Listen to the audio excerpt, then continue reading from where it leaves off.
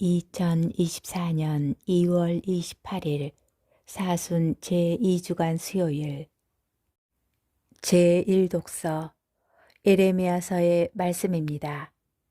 유다 사람들과 예루살렘 주민들이 이렇게 말하였습니다.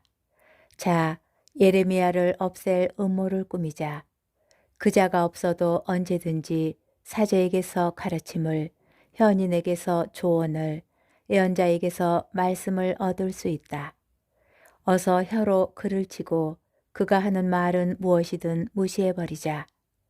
주님, 제 말씀을 귀담아 들어주시고 제 원수들의 말을 들어보소서. 선을 악으로 갚아도 됩니까? 그런데 그들은 제 목숨을 노리며 구덩이를 파놓았습니다. 제가 당신 앞에 서서 그들을 위해 복을 빌어주고 당신의 분노를 그들에게서 돌리려 했던 일을 기억하소서. 주님의 말씀입니다. 복음, 마테오 복음 20장 17절에서 28절의 말씀입니다. 예수님께서 예루살렘으로 올라가실 때 12 제자를 따로 데리고 길을 가시면서 그들에게 이르셨다. 보다시피 우리는 예루살렘으로 올라가고 있다. 거기에서 사람의 아들은 수석 사제들과 율법 학자들에게 넘겨질 것이다. 그러면 그들은 사람의 아들에게 사형을 선고하고 그를 다른 민족 사람들에게 넘겨 조롱하고 채찍질하고 나서 십자가에 못 박게 할 것이다. 그러나 사람의 아들은 사흔날에 되살아날 것이다. 그때 제베데오의 두 아들의 어머니가 그 아들들과 함께 예수님께 다가와 엎드려 절하고 무엇인가 청하였다. 예수님께서 그 부인에게 무엇을 원하느냐 하고 물으시자 그 부인이 스승님의 나라에서 저의 이 두 아들이 하나는 스승님의 오른쪽에 하나는 왼쪽에 앉을 것이라고 말씀해 주십시오 하고 말하였다. 예수님께서 너희는 너희가 무엇을 청하는지 알지도 못한다. 내가 마시려는 잔을 너희가 마실 수 있느냐 하고 물으셨다. 그들이 할 수 있습니다 하고 대답하자 예수님께서 그들에게 말씀하셨다. 너희는 내 잔을 마실 것이다. 그러나 내 오른쪽과 왼쪽에 앉는 것은 내가 허락할 일이 아니라 내 아버지께서 정하신 이들에게 돌아가는 것이다.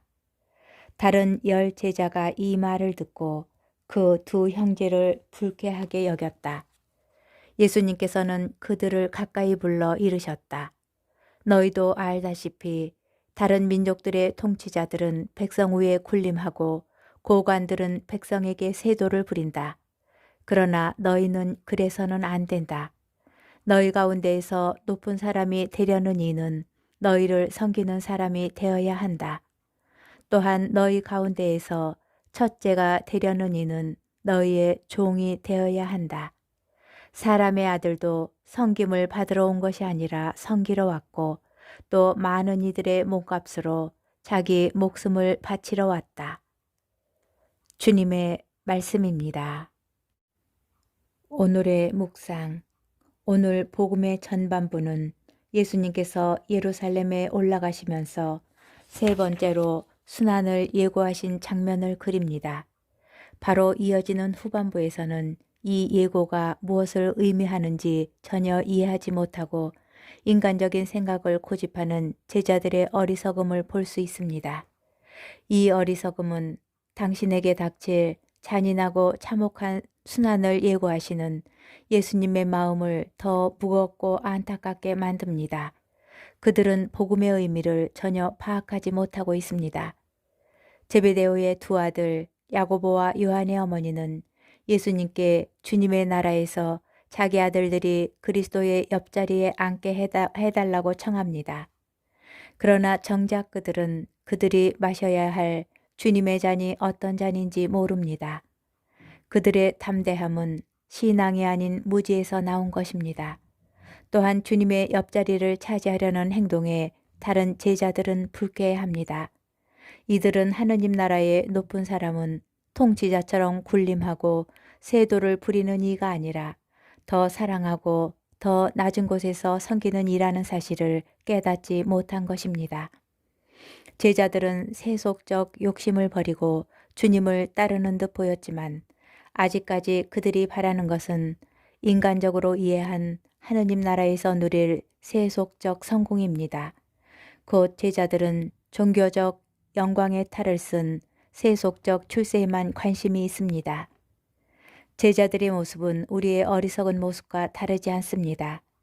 그리스도인이 되는 것이 어떤 잔을 마시는 것인지, 교회라는 하느님 나라가 어떤 나라인지 알지 못합니다. 교회가 세상 속에 존재한다고 교회 안에서 세속적 지혜와 세속적 문화를 적용하려고 합니다.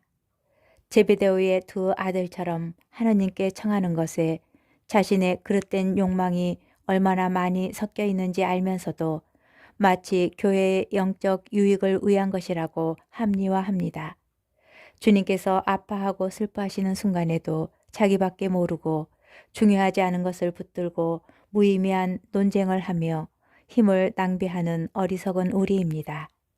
주님의 마음을 더 깊이 헤아리고 주님의 뜻에 눈과 귀를 열 수 있는 은총을 청하여야 하겠습니다.